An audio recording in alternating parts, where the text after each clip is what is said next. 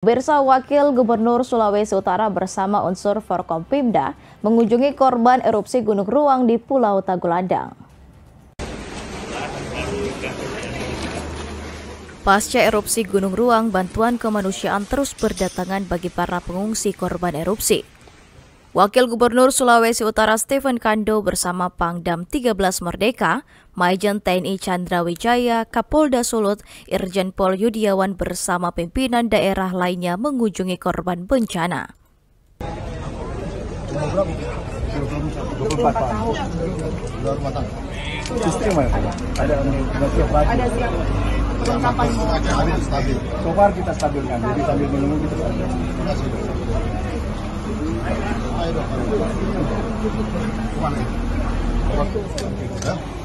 Tidak hanya itu, sebanyak 3 korban erupsi yang diantaranya wanita hamil dan bayi dirujuk ke Rumah Sakit Umum Daerah ODSK di Kota Manado menggunakan KN SAR Bima Sena untuk mendapatkan perawatan lebih lanjut.